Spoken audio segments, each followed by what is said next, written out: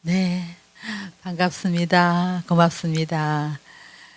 아, 혹시 제가 질문을 하나 하고 싶어요.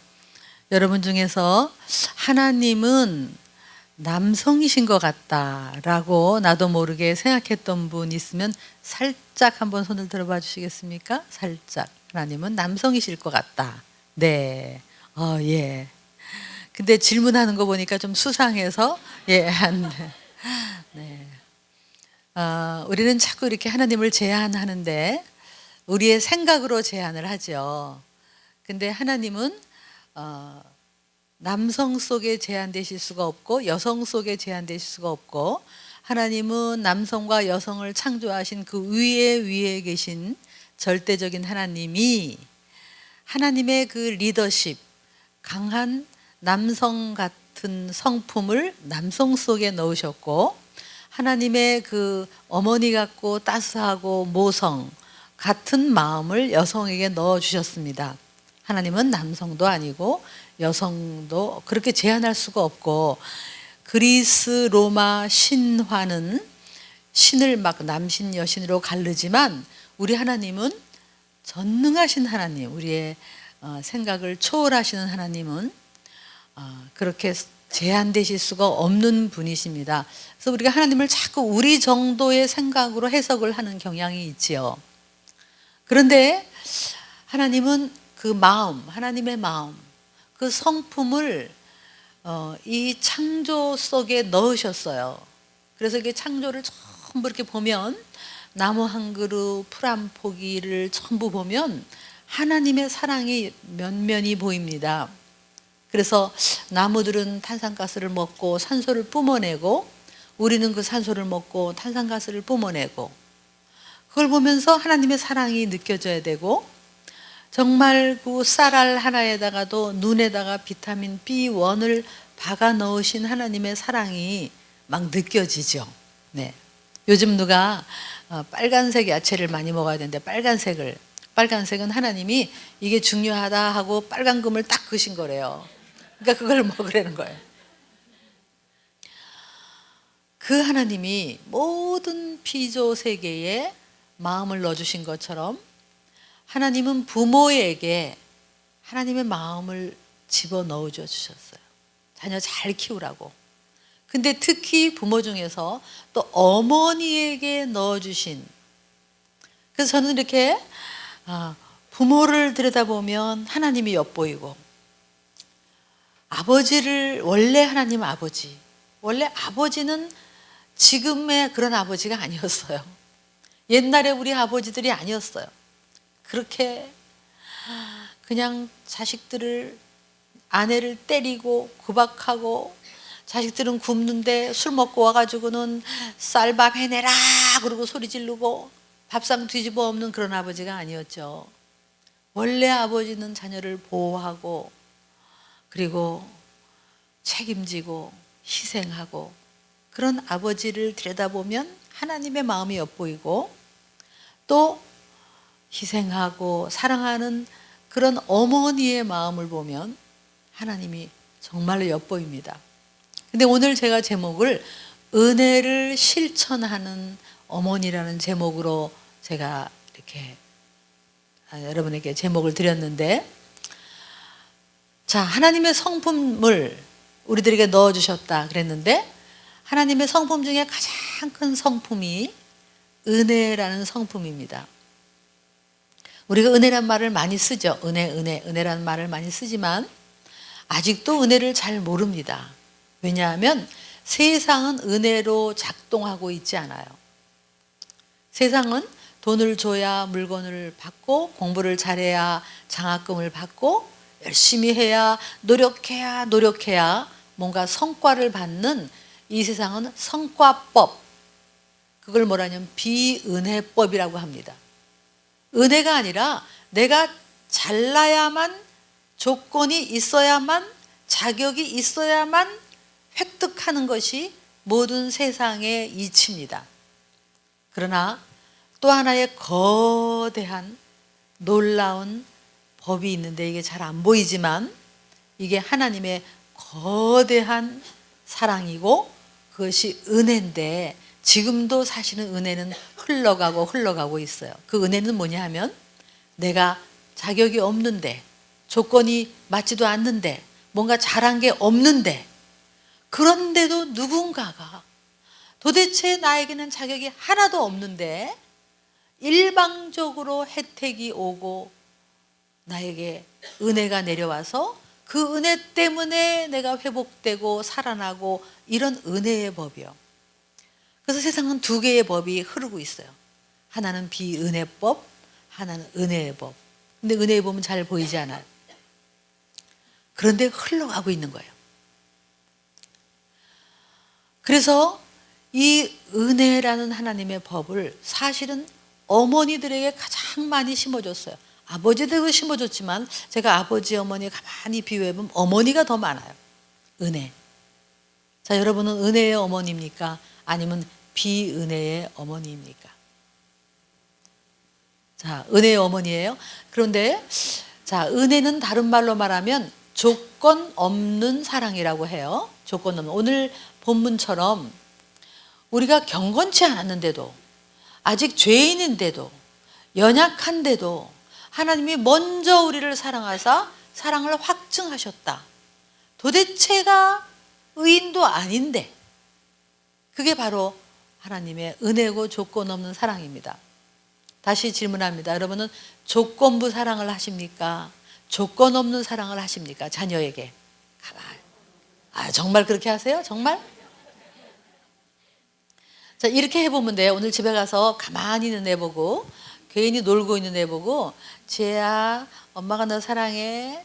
지혜야 할머니가 너 사랑해요. 이렇게 얘기했을 때 나도 알아요. 나도 사랑해. 그러면 여러분은 은혜 조건 없는 사랑을 하는 거예요. 근데 내가 지혜야 엄마가 너 사랑해. 할머니가 너 사랑해. 그랬더니 왜? 요 말이 나오면 나도 모르게 아이한테 조건부 비은혜를 했던 거예요. 자, 어떤 말이 나올 것 같아요? 괜히 놀고 있는 애한테 영광아 너를 사랑한다 했더니 왜요? 왜는 엄마 아들이니까 그렇지. 그래도 왜요? 만약에 그 말이 나온다면 우리는 비은혜로 살고 있는 거예요. 정말 우리 자녀들은 우리가 하나님을 전해야 되니까 하나님의 성품을 전해야 되니까 그러려면 하나님의 본 성품은 은혜, 조건 없는 사랑이라는 거예요. 근데 제가 가만히 보니까 어머니들이 언제까지 은혜로 아이를 키우냐 하면 아기가 말귀 알아들기 전까지는 완전히 은혜예요. 왜냐하면 똥을 싸도 예쁘다고 그러고 엄마 젖을 꽉 깨물어도 에휴 깨물지 마 그러면서 이쁘다 그러고 내가 봐도 정말 안 이쁜데도 지 새끼는 다 이쁘대. 정 안 이쁘면 얘는 지성적으로 생겼어 이러면서 이쁘대. 그래가지고 그냥 괜히 사랑해. 괜히 얘가 잘한 게 하나도 없는데 그냥 얘를 그냥 웃으면 사랑하고 정말 얘가 잘한 것도 없고 뭐 성적이 오른 것도 없고 뭐 하나 잘한 게 없는데도 일방적으로 그냥 조건 없이 은혜로 막 사랑해요. 근데 얘가 이제 어느 정도 말귀를 알아들으려 그러면 이게 깨져요. 그렇게 말 안 듣면 엄마가 이쁘다 그럴 거야? 밥 잘 먹어야 엄마 딸이지? 그렇게 공부 못하면 엄마 아들 할 거야 안 할 거야? 막 이래가면서 그러면서 막 은혜가 막 깨지는 거예요. 그래 나중에는 네가 엄마 사랑 받을 자격이 있어 없어? 막 이래가면서 그래가지고 애들을 갖다 막 그냥 조건으로 휘두르는 거예요. 조건으로. 그럼 애들은 엄마한테 사랑받으려고 다들 잘해보려고 하는데 아무리 잘해도 계속 그것 가지고 안 돼. 더 잘해야지 엄마가 너를 사랑하지. 이렇게 하는 거예요. 심지어는 교회에서도 뭔가를 더 잘해야만 스티커를 막 붙여주고 더 잘해야만 상을 주고 그러면 여기도 세상하고 똑같구나. 잘해야만 상 받는 거구나. 이게 전부 세상법이에요. 조건법이에요. 근데 우리 어머니는 그러면 안 된다는 거예요. 어머니만은 정말 하나님의 마음을 전해야 되기 때문에 조건 없는 사랑, 은혜를 해야 돼. 그래서 은혜는요, 아까 말한 대로 내 자격하고 상관없어요. 그래서 옛날에 한참 전에 많이 불렀던 노래인데 요즘은 좀 덜 부르는데요. 이런 찬양이 있죠. 주의 자비가 내려와 내려와, 주의 은혜가 쏟아져 쏟아져. 그냥 주의 은혜가 막 오서 내려오는 거예요. 그랬더니 내가 헤이호 주의 뭐죠? 자비하심과 헤이호 주의 은혜로 헤이호 나는 영원히 춤추리. 여기에는 어느 것 하나 내 자격하고 상관이 없어요. 그냥 주의 일방적인 은혜와 일방적인 사랑과 일방적인 그 도우심이 우리에게 막 쏟아져서 그냥 그걸로 내가 막 살아나는 거예요. 그래서 아기들은 엄마 젖이 막 들어오잖아요. 젖이 들어올 때 은혜로 들어오거든요. 얘가 잘해서 아닌데 엄마 속에 피와 살이 다 섞인 그 영양분이 섞인 내 몸의 일부를 얘한테 막 쏟아주는 거예요. 얘는 그냥 거기서 헤이호 주의 자비하심과 헤이호 은혜가 막 들어오는 거예요. 그 얘의 믿음은 뭐냐면, 은혜의 짝이 뭐냐면 믿음인데요. 믿음은 얘가 그거를 은혜로 도대체 자격 없는데 꿀꺽꿀꺽 먹는 거야. 아이고 감사해라. 아이고 꿀꺽꿀꺽 먹으면 내가 살이 되고 막 살이 찌고. 근데 얘가 먹다가 엄마 이거 내가 그냥 먹을 수 있어요? 1,000원이라도 받으세요. 이렇게 하면은 은혜가 깨지는 거예요. 얘는 도무지 잘한 것도 없으면서 뻔뻔하게 그 은혜를 막 먹어 꼴딱꼴딱꼴딱 막 먹는 거예요. 그러면 얘가 살이 찌고 막 키가 자라고 막 그러는 거예요. 이게 어머니거든. 하나님은요, 곳곳마다 구약에 보면 어머니로 묘사된 하나님을 얼마나 많은지 아세요? 내가 저희를 낳았고 양육했고 키웠거늘, 그리고 막 젖 먹이는 아미가 어찌 그 자식을 잊겠냐마는 너희들은 혹 잊을지라도 나는 너를 잊지 않는다. 막 하나님은 막 모든 것을 쏟아부어 입을 크게 벌려라 내가 너에게 부어주리라 부어주리라. 이게 사실은 어머니예요. 그래서 우리가 그렇게 살아야 되는 거예요. 그런데 우리 어머니들이 그렇게 지금 살지 못하고 있는 면들이 있단 말이에요. 저는 하나님을 묵상할수록 하나님이 어쩌면 이렇게 크신 은혜일까. 다른 종교는 어떻게든지 적선하고 참선하고 노력해서 선해 보려고 자기를 돌을 닦아 보려고 노력하다가 마지막 순간에 내 입으로는 안 되는구나. 어떤 스님은 마지막에 이 땅을 떠나면서 아니다, 이거는 아니다 그러고 떠났대요. 근데 그걸 자기들끼리는 말을 안 해요. 정말 아무리 노력해도 내가 선할 수 없고 구원을 이룰 수가 없다는 것을 진실한 스님들은 알아요. 진실한 스님들은. 모든 종교는 노력해야 되는 거예요. 그러나 우리의 복음은 내가 노력한 게 아니라 우리가 아직 죄인일 때, 아직 연약할 때, 경건치도 않을 때 하나님이 우리의 죄값을 치르시고 도무지 내 잘한 것도 없는데 나를 구원하시고, 그게 하나님의 은혜예요. 제가 얼마 전에 어떤 인터넷에서 여러분도 혹시 들어보셨나 모르겠어요. 김희아 집사님이라고 요즘 있으시더라고요. 그분도 한번 여기 모시면 참 좋을 것 같아요. 근데 그분이 태어날 때 이렇게 얼굴이 전부 붉은 반점이 많이 있고 입이 좀 이렇게 삐뚤어지시고 그래서 좀 흉하게, 그런데 아마 부모님이 얘가 이렇게 태어난 걸 보고 얘를 버린 거예요. 고아원에다가, 앞에다가. 그래서 고아원에 데리고 가서 걔를 이제 키우는데 후원자가 있어서 걔의 학비를 대줬는데 어느 날 후원 가족이 자기가 후원하는 애가 누군가 하고 보러 온 거예요. 왔더니 그렇게 이제 얼굴이 흉하게 생겼으니까 후원을 딱 끊어버린 거예요. 그거야말로 세상법, 비은혜법이죠. 그런데도 아마 그 원장님이 얘를 잘 키우신 것 같아요. 자랐는데 얘가 5학년 때인가 언젠가 학교에서 준비물을 가져오라 그래서 준비물을 안 가져간 거예요. 그랬더니 선생님이 벌로 얘를 앞에다 세우고 전부 다 그림을 미술 시간에 예를 그려라 그런 거예요. 50명이 예를 그렸는데 자기가 그날 깨달았어요. 내가 괴물이구나를 깨달은 거예요. 모든 애들이 그림을 그린 거 보니까 괴물을 그렸어요. 그날 철저하게 내가 괴물인 거를 깨달았어요. 그러면서도 얘는 그 믿음으로 원장님이 잘 키워서 그래도 밝게 잘 자랐어요. 그러면서 이제 원장 그 보육원 교사로 거기에서 아이들을 이제 가르치고 있다가 어떤 남자를 만났는데 잘생기셨어요. 남편이 잘생겼는데 아주 하얗고 잘생긴 분이 이분도 사랑한 거예요.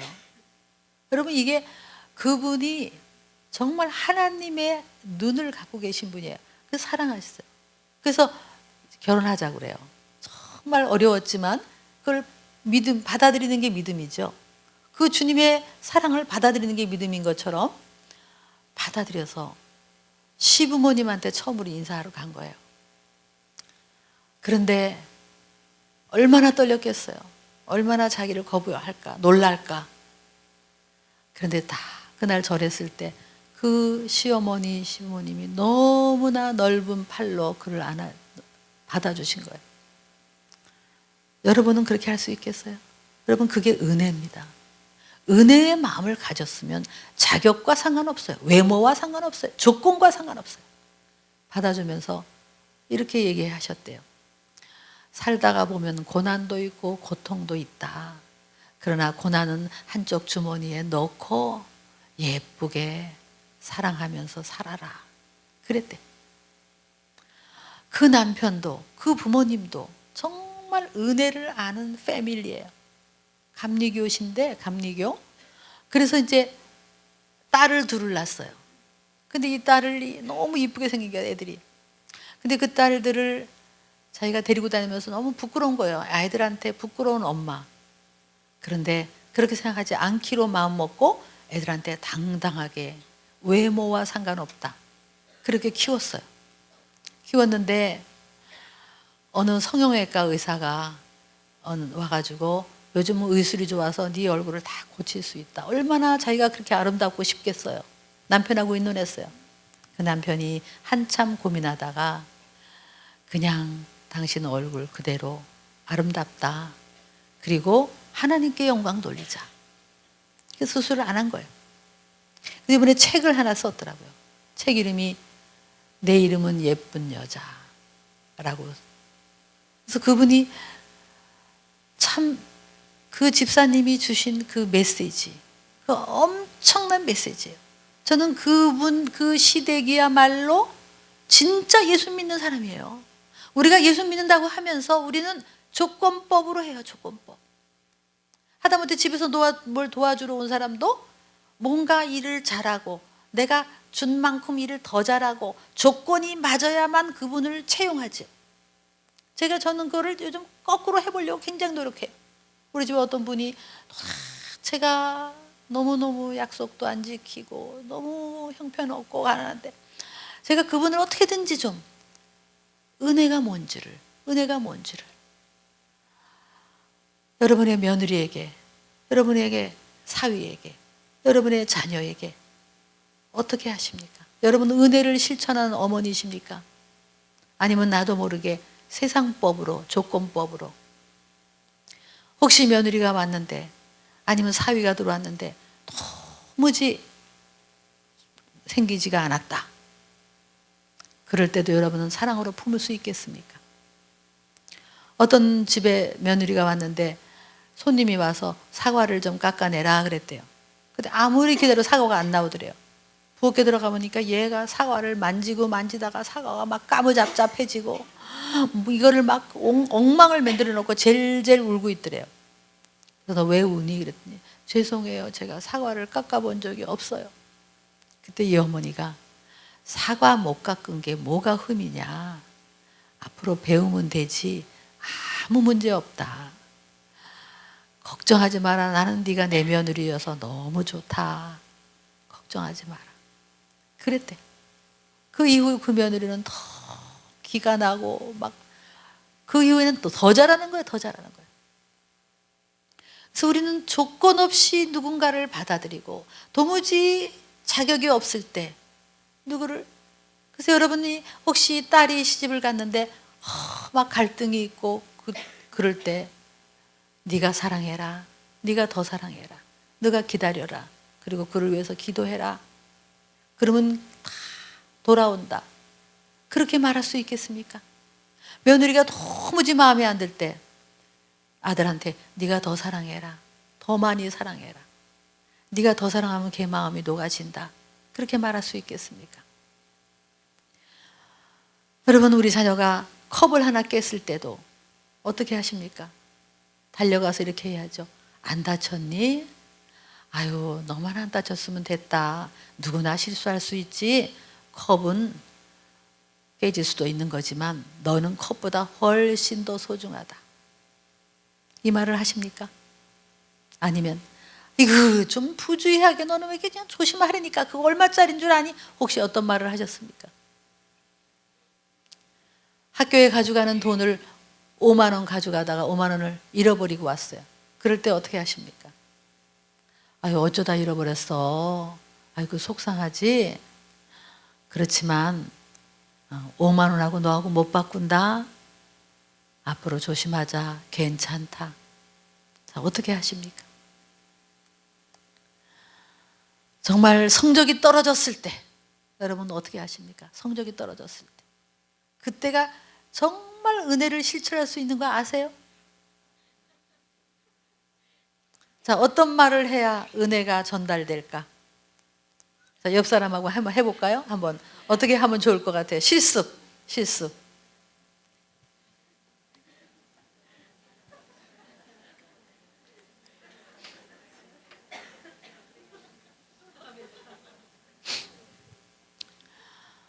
아이고, 성적이 떨어졌어. 속상하지? 아유, 그렇지만 성적은 떨어질 때도 있고 오를 때도 있는 거지. 성적 안 떨어져 본 사람이 어디 있겠어? 길게 봐라. 엄마가 너 사랑하는 것은 꼭 공부를 잘해서만이 아니야. 공부를 잘하던 못하던 엄마는 널 사랑해. 그렇게 하실 수 있겠습니까? 엄마, 근데 내 친구는 걔 1등 했어. 어이구, 1등 했어. 그래서 속상했어. 1등한 딸 10명 데리고 와봐. 너하고 바꾸나.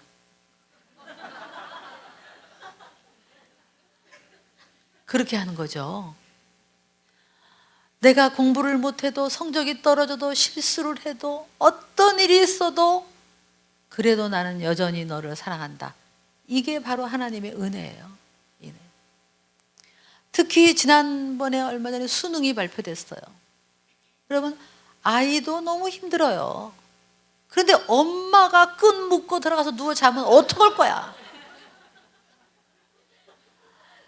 정말 개념이 없어, 엄마들이 개념이. 지금 아이가 낙담하고 그럴까봐 얘를 어떻게든지 살리는 말이 되는데 엄마가 며칠을 울고 다녀, 며칠을. 사람 만나려고도 안 해, 그냥. 왜 그러세요? 그러면 아니에요. 그러고 막 울고 다니고. 제가 어느 날 강의하는데 수능 발표한 날이에요. 어떤 분이 너무 울어가지고 나는 은혜 받아서 우는 줄 알았어. 나중에 보니까 수능 점수가 예상보다 떨어졌대요. 그렇게 울어요, 세상에. 그래서 내가 아니, 아이가 지금 얼마나 힘들 텐데 어머니가 그렇게 우시면 어떡합니까? 밝은 목소리로 가서 아이한테 길게 봐라. 성적은 떨어질 때도 있는 거지. 엄마도 옛날에 성적 떨어져 본 적이 있다. 결국은 잘 될 거다. 내가 널 위해서 기도하는데 일생 살다가 떨어질 때도 있고 오를 때도 있는 거지. 걱정하지 마라. 힘내라. 이렇게 말해야지. 엄마는 성적 떨어본 적이 없다. 이러면 되겠어요? 애들이 제일 싫어하는 소리가 그거예요. 아빠는 성적이 떨어져 본 적이 없다. 그러면 정말 그 아빠를 싫어해, 애들이. 정말 여러분 그렇잖아요. 성적은 떨어져. 이게 누가 어떤 글을 썼어요. 성공할 때까지 실패하라. 이런 글을 썼어요. 우리 아이들이 컵도 깨고 실수하고 그러잖아요. 그런데 여러분, 우리가 감동받는 것은, 세상 살면서 감동받은 것은 내가 잘했을 때 칭찬받을 땐 감동이 안 돼요. 근데 내가 정말 잘못했을 때, 그럴 때 누가 나를 여전히 사랑한다는 것이 우리에게 감동을 준다고요. 감동. 실습을 좀 해보자고요. 제가 제 딸이 중학교 다닐 때 이제 성적이 뚝 떨어져 갖고 왔어요. 그래서 이제 실습해 보려고, 아이고 성적이 떨어졌어. 아, 그래 성적은 떨어질 때도 있는 거야. 괜찮아. 엄마가 너 사랑해. 일부러 한번 해봤어요. 근데 얘가 엄마 나 공부 못했는데. 그래서 언제 내가 공부 잘해서만 사랑했어? 잘하던 못하던 엄마는 널 사랑해. 그랬어요. 그랬더니 얘가 나를 쳐다보면서 이걸 믿어 말어 그런 거 같아. 근데 그 다음 달에 성적을 받아 또 떨어져 갖고 온 거예요. 이게 한 번은 하겠는데 이게 두 번이 잘 안 되더라. 그래도 또 해보자. 그래서 어이구 또 떨어졌어. 어떡하지? 그렇지만 엄마가 너 사랑해. 잘 될 거야. 우리 딸 두고 봐라. 잘 될 거야. 그랬어요. 그랬더니 얘가 조금 믿는 것 같아요. 진짜 실습을 위해서 얘가 컵을 깨도 어떤 일이 있어도 괜찮아. 괜찮아. 그렇게 하면서 그냥 용납하고 사랑하고 그 아이를 보고 웃어주고 그렇게 한번 푸근하게 해봤어요. 그랬더니 얘가 이제 어느 순간 이걸 믿는 것 같아요.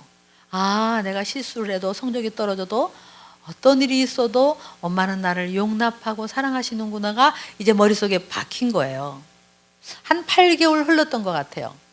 밖에서 어느 날 저를 부르는데 엄마 문 열어주세요. 빨리. 아유 숨차. 대기띠 왔네. 근데요 성적표 받았어요. 근데 또 떨어졌어요. 이러고 들어오는 거예요. 나는 올랐다는 건 줄 알았어요. 그 순간 제 머릿속에 이런 생각이 들었어요. 내가 하는 방법이 효과가 없나? 또 한 생각은 와 진짜 뻔뻔하다. 그러나 뻔뻔하다는 말을 다른 말로 바꾸면 내 딸이 건강하다. 또 떨어진 성적표를 가지고 오락실 안 가고 거리를 방황하지 않고 숨이 가쁘게 엄마에게 왔어요. 왜 그랬을까? 엄마가 저리 가. 보기 싫어. 공부도 못하는 게 엄마 딸 아니야.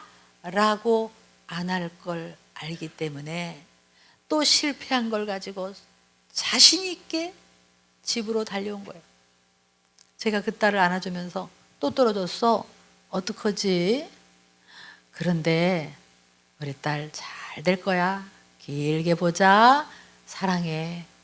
근데 제 마음속에 뭉클하고 내가 스스로 눈물이 나는 거예요. 왜냐하면 이 찬송가가 떠올랐어요. 내 힘과 결심 약하여 또 깨어지기 쉬우나 내 모습 이대로 날 봐두옵소서. 이게 떠올랐어요. 그 아이를 안아주는데 하나님의 마음이 내 마음으로 들어오는 거예요. 그래, 그게 바로 하나님의 마음이다. 또 실패했을 때, 세상 살다가 또 넘어졌을 때, 그랬을 때 우리가 주님께 달려오면 한 번도 주님은 나를 거부하지 않으시고 나를 품으시는 그 사랑, 그걸 우리 어머니들에게 넣어준 거예요. 여성들에게 넣어준 거예요. 아내들도 그렇게 해야 돼요. 제 딸은요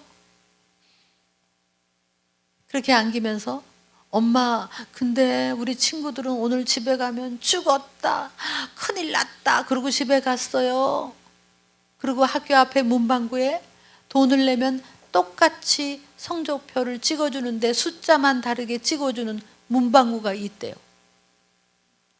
오래전 얘기지만 왜 우리 자녀들이 성적표를 위조해 갑니까? 엄마 사랑 받으려고, 엄마 인정 받으려고.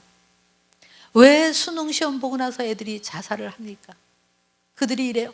수능 점수를 들고 나오는 순간 세상이 다 사라져 버렸으면 좋겠다. 엄마 아빠가 사라져 버렸으면 좋겠다. 나만 남았으면 좋겠다. 어디론가 도망가고 싶다. 왜? 성적 못 받았다고 거부당하는 거 그거 너무 괴로운 거거든요. 제가 제 딸을 안아주면서 그래 잘 될 거야. 엄마는 너를 사랑해. 어쩌면 열등감이 있을 수도 있어요. 제 딸이 오빠보다 성적이 좀 늘 모자랐어요. 그러나 제 딸은 열등감이 없어요.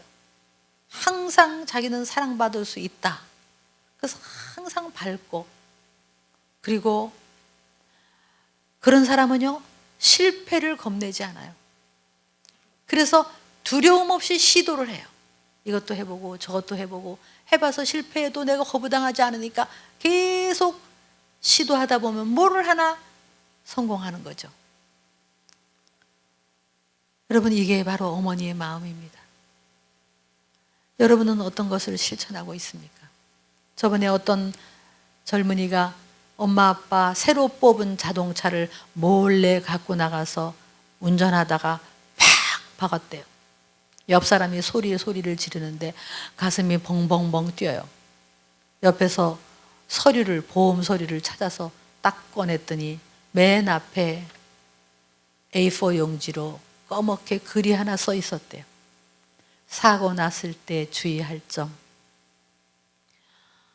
아빠는 자동차가 중요하지 않다. 우리가 걱정하는 것은 자동차가 아니라 너라는 것을 잊지 마라. 괜찮다. 전화해라. 그때 그걸 보고 눈물이 난 거예요. 여러분, 이게 바로 은혜입니다. 이게 바로 어머니입니다. 어머니는 자녀가 어떠한 일이 있어도 성적이 떨어져도 끝까지 살리고 그리고 회복시키고 그렇게 하는 거예요. 그게 어머니예요. 여러분은 은혜를 실천하셨습니까? 저번에 어떤 분이 남편이 샌프란시스코를 사셔요.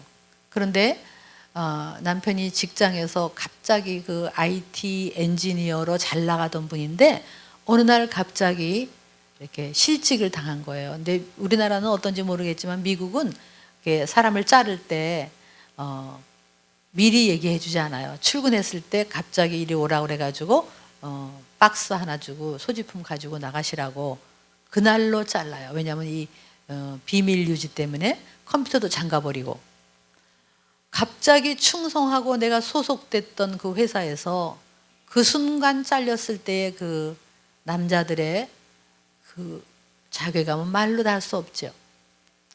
나오는 순간 이제는 들어가는 패스조차 작동을 안 해요. 이제 못 들어가요. 그대로 쫓겨났어요. 전화가 왔어요. 여보, 나 잘렸어. 내 인생 끝났나 봐.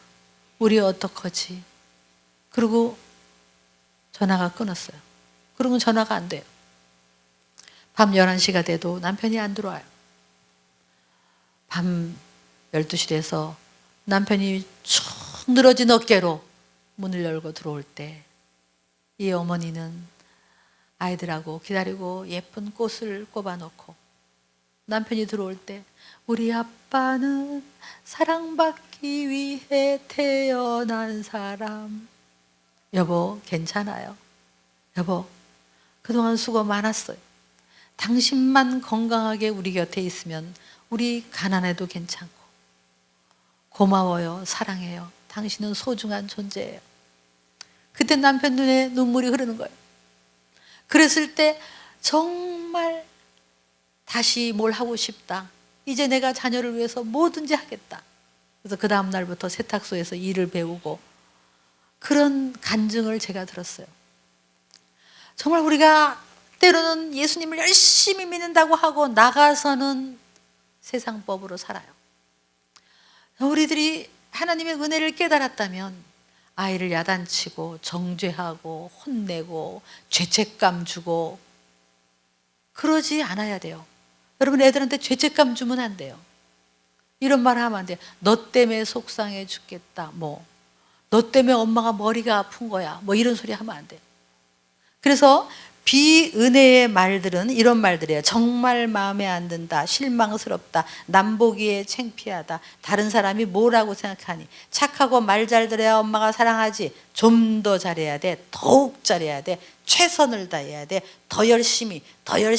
모든 일에 항상 철저하고 열심히 해야 돼. 반드시 성공해야 된다. 이를 악물고 살아라. 또 실수했어. 사람은 실수하면 안 된다. 흠이 없어야 된다. 벌 받는다. 너 아주 못됐구나. 너 지옥 갈 거야. 네가 얼마나 잘못했는지 철저히 반성해봐라. 만약에 이런 말을 하신다면 여러분은 비은혜의 어머니입니다. 그런 말 한 번도 안 하셨죠? 정말 오히려 우리 아이한테 어떤 일이 있어도 나는 너를 사랑한다. 이 은혜를 전달해야 돼요. 제가 이 은혜를 전달하기 위해서 여러분에게 이렇게 한 가지 실습을 드립니다. 자, 하나님은 은혜의 얼굴을 갖고 계시다 그랬어요. 아주 해처럼 빛나는 은혜의 얼굴로 우리에게 이렇게 인자하게 우리를 보고 계시는, 그래서 실수를 다 덮어주시는 그런 은혜의 얼굴이에요. 근데 항상 웃으시는. 자, 그거 상상해 보세요. 그럼 여러분이 이제 집에 가서 아이한테 그 은혜의 얼굴로 들어가시는 거예요. 자, 그동안에 특히 약간 못마땅한 애 있었죠? 못마땅한, 약간 마음에 안 드는. 그래서 마음에 안 들어, 요런 거. 그런 애한테 오늘은 거꾸로 가서 너를 보니까 너무 사랑하고 사랑스럽고 아마 너를 보니까 기쁨을 이기지 못하셔. 자, 하박국 말씀처럼 나는 기쁨을 이기지 못하는, 스바냐 말씀처럼 기쁨을. 자, 그 표정으로 여러분 자녀를 오늘 집에 가서 옆에 있는 사람이 그 마음에 안 드는 자녀라고 생각하고, 자, 은혜의 얼굴로 한번 웃어보겠습니다. 아주 인자하게 은혜의 어머니 아주 활짝 웃어보세요. 너무 인자하게 웃어보세요. 네, 더 은혜롭게. 네, 아유, 너무 좋습니다. 옆 사람 보세요. 얼마나 아름다워요. 은혜의 해 같으죠? 은혜의 해. 그래서 저는 가끔 어떤 분이 교수님 얼굴이 너무 밝고 막 은혜로워, 그러면 너무 좋아요. 왜? 그러면 내가 좀 은혜의 빛을 발하고 있는 건가 하는 생각이 들어요. 자, 그런 얼굴로 이렇게 쳐다봐요. 이렇게 쳐다보면 아이가 이제 물어볼 거예요. 엄마, 왜 자꾸 나를 그렇게 보시면서 웃으세요? 왜 웃으세요? 자, 이렇게 물어봐요. 그러면 저를 따라 해보세요. 난 너만 보면 좋아서 그래. 자랑스러워서 그래. 행복해서 그래. 자, 그렇게 하는 거예요. 마치 우리 애기가 그냥 애기를 들여다보면서 우리가 막 웃었잖아요. 그때는 은혜였다니까. 근데 온 세분이 그걸 다 잊어버렸어, 우리가. 그러니까 그것처럼 지금 얘가 10대라 할지라도 얘 존재 자체가 나는 너무 좋은 거예요. 그래서 보고 막 네가 건강해서 감사하고 너무 좋아요. 자, 그럴 때 엄마 왜 웃어? 그러면 난 너만 보면 좋아서 그래. 아유, 자랑스러워서 그래. 행복해서 그래. 자, 이렇게 하는 거예요. 네, 그렇게 한번 집에 가서 해보시겠습니까? 네, 마음에 안 드는 며느리한테도 그렇게 해보세요. 네, 마음에 안 드는 사위한테도 그렇게 해보세요. 그래서 우리들이 정말 이걸 전달해야 돼요. 여기 오신 분들은 이제 교회에서 오늘 우리 이제 주님의 사랑교회에서 계속 그러는 거예요. 권사님 안녕하세요. 그리고 막 웃으세요. 자녀 인사드려라. 그리고 막 웃으면서 제 자랑스러운 아들이에요. 전 얘만 보면 행복해요. 막 이렇게 전하는 거예요. 막 우리끼리 막 그렇게 하는 거예요. 자, 예. 은혜를 막 전하는 거니까 그렇게 하시겠습니까? 네. 혹시 저를 만나면 저를 만나면 꼭 그렇게 해주세요. 저를 만나면 안녕하세요. 저 주님의 교회에서 뵀잖아요. 막 이러고 그 다음에 인사드려라. 그러고 뭐라 그래요? 제 자랑스러운 아들이에요. 전 얘만 보면 행복해요. 자, 이렇게 꼭 저한테 좀 해주시겠습니다. 제가 오늘 찬양하시는 분 다 얼굴 기억하니까 어디서 만나면 꼭 그렇게 해주세요. 네, 제가 저번에 금요일 날 어머니들 모아놓고 이제 열심히 그거를 이제 부탁했어요. 근데 앞에 앉은 분이 막 필기하면서 들어요. 그래서 제가 아주 기억을 했어요, 얼굴을. 근데 토요일 날 아침에 현대백화점에서 그분을 딱 만났어요, 진짜로. 근데 옆에 고등학교쯤 된 딸이 있더라고요. 그래서 이제 제가 이렇게 얘기했으니까 이제 막 갔어요. 제가 일부러 찾아갔어요. 안녕하세요. 그랬더니 어머 막 그래요. 그래서 제가 이제 기다렸어요. 그랬더니 안 가니까 참 그러더니 인사드려라. 그랬더니 제 딸이에요. 그래요. 근데 막 웃기는 웃으세요. 근데 제 딸이에요. 그 다음에 뭐가 나와야 되는데 말이 안 나와요. 그래서 제가 기다리다가 안 되겠어요. 한 번 더 해드려야 되겠다. 그래서 어머 따님이세요. 정말 이쁘다. 자랑스러우시겠다. 자랑스러우시죠? 막 그랬어요. 그랬더니 그 어머니가 알고 보면 그렇지도 않아요. 이러는 거예요. 아우 세상에. 정말 안 변해, 정말 안 변해. 어떤 아버지는 얘 인사드려, 얘 이름이 명석인데요, 이놈이 이름만 명석입니다, 막 이래. 또 어떤 분은 우리 둘째인데요, 얘 공부를 못해요. 그럼 얘가 나 공부 못해 어쩔래. 제가 너무 낙담이 됐어요. 왜? 내가 그렇게 부탁했는데 여러분이 변하지 않으신다면 제가 뭐 하려고 이렇게 열변을 토하겠어요. 제발 저를 낙담시키지 마시고, 자, 우리끼리 이제는 자격과 상관없이, 자, 이제 주일날 권사님 제 자랑스러운 막 자녀입니다, 제 자랑스러운 딸입니다, 막 이렇게 해보세요. 저는 우리 사위가 교회 왔을 때 목사님 제 자랑스러운 사위예요 그랬어요. 그랬더니 우리 사위가 막 굉장히 민망해 하더니 집에 오더니 막 저를 보고 어머니 저 아까 그분이 누구예요? 그래서 누구? 그랬더니 아까요 저 자랑스럽다고 소개한 그분이요. 가만히 보니까 그분이 궁금한 게 아니라 자기가 그 말을 다시 하고 싶은 거야. 자랑스럽다는. 그랬더니 저하고 점점 가까워지는 거예요. 제가 만나면 아이고 자랑스러워. 처음에는 막 민망해 하더니 이제는 잘 받아들여요. 자랑스러워. 정말 자격 없는 자에게 할 때 그 사람은 은혜로 살아나는 거예요. 이게 바로 하나님의 은혜의 은혜의 법이에요. 저번에 어떤 분이 근데요, 저한테 이메일을 주셨어요. 제 책이 있는데, 이제 성경적 부모교실이라는 책이 있죠. 가지고 계신 분은 많을 거예요. 그 책갈피에 이메일 주소가 있어요. 근데 제목이 이거예요. 전 원래 마음에 없는 소리는 못합니다. 이게 제목이에요. 그 제가 얼른 들어가 봐서 이게 도대체 무슨 소린가 그랬더니 자기는 마음에 없는 소리 못한대요. 근데 그분 말씀에 아들이 있는데 공부를 못한대요. 그래서 대학을 갔는데 저 지방에 있는 무슨 대학을 가서 엄마는 늘 아들만 보면 부끄럽고 창피하고 마음에 안 든대요. 근데 여기서 이제 이렇게 배운 거예요. 근데 마침 주말에 올라온 거예요. 올라와서 교회에 나타났대요. 이 어머니가 진짜 자기는 안 떨어지는데 그래도 배웠으니까 억지로 집사님 제 자랑스러운 아들이 이번 주말에 올라왔네요 그랬대요. 그랬더니 아들이 막 어쩔 줄을 몰라 하더래. 자기도 막 속이 오글오글 하더래. 그래도 한 번 하니까 하겠더래요. 그래서 장로님 제 자랑스러운 아들이에요. 일부러 담임 목사님한테 가서 목사님 아시죠? 제가 늘 자랑스러워하는 제 아들이 올라왔어요. 정말 행복해요. 그렇게 했대요. 그랬더니 그 다음날 월요일 날 새벽에 다시 학교로 내려가는데 식탁에다가 쪽지 하나를 써놓고 갔대요. 엄마 감사합니다. 제가 자랑스러운 아들이 되도록 열심히 하겠습니다. 고맙습니다. 저도 엄마를 사랑합니다. 이렇게 써놓고 갔대요. 그걸 저한테 보내셨어요. 여러분, 은혜는 사람을 살립니다. 은혜는 사람을 회복시킵니다. 은혜를 먹으면 사람은 성장하고 발전합니다. 그걸 우리 어머니에게 주신 거예요. 어머니에게. 저번에 어떤 어머니가 딸 둘이 있대요. 여기서 이제 공부를 하고 집에 가면서 자기가 얼굴 표정을, 거울을 보면서 차를 운전하면서 내가 좀 얼굴 표정을 바꿔서 웃자 막 그랬대요. 웃자.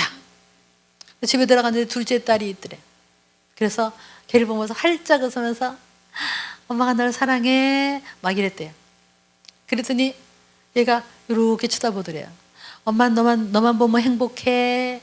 아이고 자랑스러워. 그러고 막 웃었대요. 그랬더니 얘가 평소에 아마 엄마 영어책을 읽으면 엄마가 좋아했나 봐요. 영어책을 가져더니 엄마를 쳐다보면서 영어책을 10개를 읽더래요. 이제 문제는 큰딸이래요. 큰딸만 보면 공부 가지고 싸우고 그랬는데 이제 큰딸을 학원으로 데리러 가는데 엄마가 웃자 그러면서 자기 얼굴 표정을, 딸이 딱 나오는 순간 활짝 웃으면서 아유 우리 딸 피곤하지, 힘들지. 근데 엄마는 너 때문에 행복해. 어이구 자랑스러워. 사랑해. 그랬대요. 근데 얘가 이렇게 쳐다보더래요. 그러더니 편안해하는 것 같더래요. 조금 가더니 엄마 아침에 갖고 나간 그 우산, 새 우산 나 그거 잃어버렸어. 속에서 불이 팍 나더래요. 그런데도 어유 그랬어? 잃어버렸어? 아유 어쩌다 잃어버렸어. 그렇지만 그 15,000원짜리 우산하고 너하고 바꿀 수 없지. 괜찮아. 그랬대요. 근데 그까지만 하면 되는데 자기가 너무 오버해갖고 너를 안 잃어버려서 다행이다 야 그랬대. 그랬더니 나를 왜 잃어버려? 그래서 내가 아니 그렇단 얘기야 그랬대요. 그 집에 왔는데 아이 요게 또 공부하면서 들락날락 거리면서 속을 또 썩이더래요. 속에서 불이 나지만 걔한테 아이고 학교 가서 시큰 공부하고 집에 와서 또 공부할 거 있어. 숙제가 이렇게 많아. 아유 어떻게 이렇게 힘들지 피곤하지. 그래도 엄마 널 사랑해 그랬대요. 그랬더니 얘가 들어가더니 엄마 하고 부르더래요. 그래서 왜? 그랬더니 잠깐만 와보세요. 엄마 나 위해서 기도 한 번만 해주세요. 나 집중할 수 있도록 기도 좀 해주세요. 그래. 이 어머니가 얘한테 손을 얹고 하나님 우리 딸 피곤합니다. 힘듭니다. 그래도 할 일이 많아서 어떡하죠 하나님? 집중할 수 있도록 도와주시고 그 다음에 한마디를 더 붙였대요. 이렇게 자랑스러운 딸을 주셔서 정말 감사합니다. 그랬더니 저녁에 그만 자라 그랬더니 아유 아니야 나 엄마 먼저 주무세요. 아유 나 이거 할 거 많다니까. 그래 저한테 성공담 해갖고 그걸 보내셨어요. 여러분 우리가 지적하고 비난하고 그런다고 애들이 변하지 않습니다. 그러면 애들은요 잘한 건 갖고 오고 잘못한 거는 숨겨요. 그게 우리가 만약에 그렇게 한다면 여러분은 비은혜로 사는 겁니다. 여러분 자녀가 가장 실수했을 때 뭔가를 실패했을 때 잘못했을 때 그걸 들고 엄마한테 달려올 수 있도록 해줘요. 달려올 수 있도록. 어떤 분은 지난번에 이런 얘기 하더라고요. 저하고 이제 공부를 많이 하셨어요. 그래서 잘 아시는 분인데 저하고 이제 이렇게 있는데 전화가 와요. 딸한테. 그 목소리도 얼마나 큰지 몰라. 제가 다 들려. 들어보니까 뭐 엄마 오늘 성적표 받았는데 또 떨어졌어. 근데 엄마 괜찮아. 엄마 힘내. 뭐 지가 다 해. 그래서 내가 아니 걔가 뭐라 그래요. 그러니까 아유 참 교수님 맨날 가르쳐서 그렇게 했더니 얘가 기가 나가지고요. 엄마 성적 떨어져서 괜찮아. 엄마 힘내. 지가 다 해. 실패했을 때 갖고 올 수 있어야 돼. 들고 올 수 있어야 돼. 그러면 엄마가 또 은혜로 품어주고 격려해주고 살리고 그게 바로 뭐냐.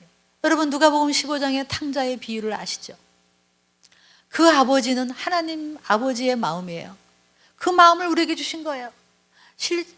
그 다 돈 부려먹고 아버지 죽으라고 유산 미리 달라고 그러고 가지고 나가서 못된 짓 하고 온 그 아들.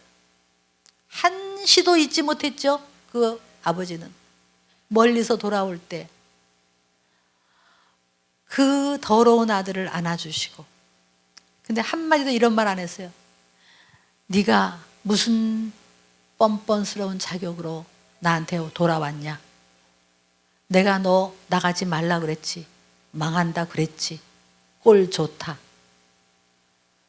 네가 얼마나 반성하는가 보고 네가 얼마나 제대로 살까를 보고 내가 너를 받을까 말까 한번 생각해 보고 정 안 되면 저쪽 구석방에 앉아서 그저 밥 조금 먹고 네가 정말 노력해서 온전한 사람 되면 내가 이제 조금 좀 은혜를 주겠다. 뭐 이렇게 할 수 있었죠. 그러나 그곳에 계신 우리 하나님은 그야말로 은혜의 하나님, 은혜의 어머니이셔요. 정말 그 더러운 아들을 기다렸다가 그냥 품으시고 나는 자격이 없습니다. 그런 아들을. 오히려 가락지를 끼고 좋은 옷을 입히고 기뻐서 품으시고 안으시고 용납하시는 그 은혜의 하나님. 그게 바로 은혜입니다.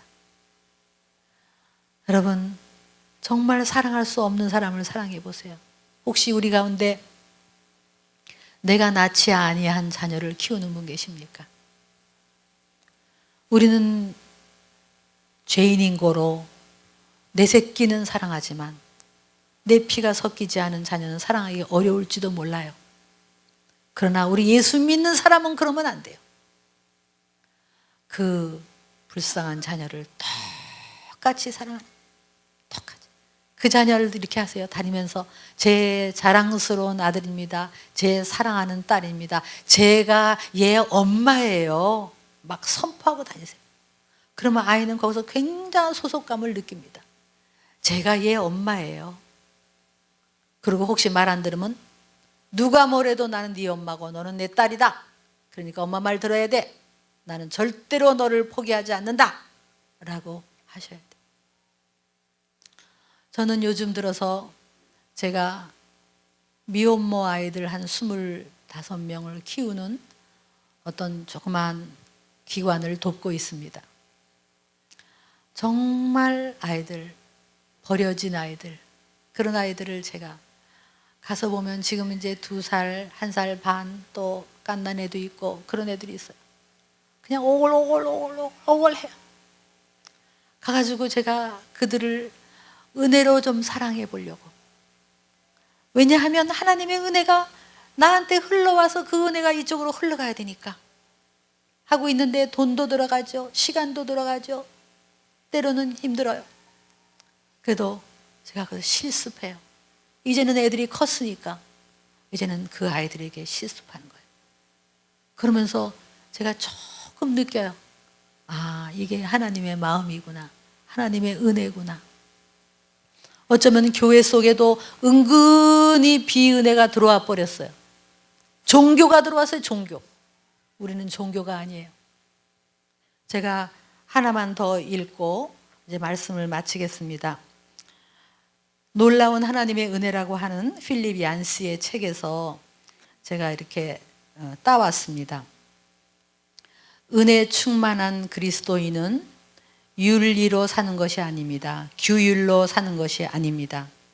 오직 나의 노력으로는 하나님을 기쁘시게 할 수 없다는 것을 깨닫고 내 힘으로는 죄를 해결할 수 없다는 것을 깨닫고 그래서 겸손한 심령, 가난한 심령, 깨어진 심령으로 하나님 앞에 나오는 사람들이 그리스도인입니다. 그런데 그 겸손한 심령에 하나님은 충만한 은혜, 능력, 사랑, 구원, 성령으로 가득가득 채우십니다. 의인이 아닌데도 죄인에게 모든 사랑을 부어주십니다. 죄인된 모습 그대로 하나님께 나아오기만 하면 놀랍게도 하나님은 흠투성이인 나를 품으시고 사랑하시고 용납하시고 은혜를 부어주시는 그 하나님, 그게 바로 하나님의 사랑이고 은혜라고 표현되고 있습니다. 그 책에는 이런 비유가 또 있어요.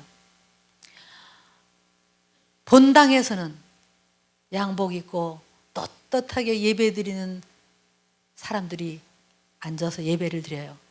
그러나 저쪽 지하실의 스몰 그룹 조그만 방에는 술 주정꾼들이 술을 못 끊어서 남루한 옷으로 와가지고 하나님한테 술 끊게 해주세요. 내 힘으로는 못 끊습니다. 라고 하는 그룹이 있어요. 이 사람은 이렇게 얘기를 해요. 어느 그룹이 은혜의 그룹이냐? 저기서 나는 의롭게 살았습니다. 이만하면 헌금도 했습니다. 하고 당당하게 하나님 앞에 와서 예배드리는 저 그룹이 은혜의 그룹이냐? 아니면 저 지하에서 자격 없습니다. 나는 하나님의 사랑을 받을 자격도 없습니다. 라고 무릎 꿇는 어느 그룹, 그 그룹이 은혜냐? 여러분, 우리는 비록 이곳에서 예배를 드리지만 우리는 모두 그 지하에 있는 그룹입니다. 우리가 무슨 의의가 있어서 구원받았습니까? 우리가 뭘 자격이 있어서 하나님이 이 땅에 태어나게 하셨습니까? 제가 만약에 아랍에 태어났으면 별 수 있겠어요? 넷째 부인으로 태어났으면 저도 까먹어 뒤집어 쓰고 있었겠지. 이곳에 태어나서, 북한에 안 태어나고 이곳에 태어나서 이렇게 좋은 환경에서 예배 드릴 수 있는 거, 이게 내 자격입니까? 내가 구원받은 게 내 자격입니까? 여러분은 의인입니까? 죄인입니까? 정말 하나님의 구원이 없이는, 도움이 없이는 나는 천국 갈 수 없는 죄인이라는 걸 여러분이 깨닫는다면, 그래서 하나님의 은혜가 필요한 사람이라면 그 은혜를 먼저 푹 받고, 그리고 이젠 아직도 잘하는 중이고, 아직도 넘어지고, 아직도 실수하고, 이제 막 10대를 통과하는 우리 자녀들, 그 자녀들이 실수했을 때, 성적이 떨어졌을 때, 자격이 없다고 생각할 때 넓은 품으로 그들에게 달려가서 괜찮다, 잘 될 거다, 사랑한다, 난 너만 보면 행복하다, 길게 봐라, 잘 될 거다, 하나님이 너를 사랑하신다라고 말하는, 그게 은혜를 실천하는 어머니입니다.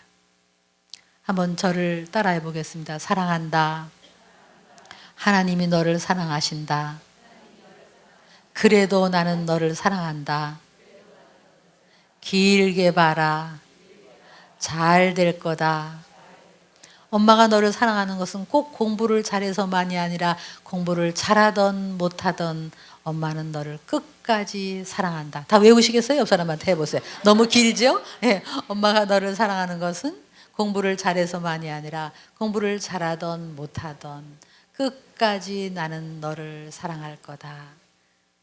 그것이 하나님의 사랑이란다. 예. 잠깐 기도하겠습니다.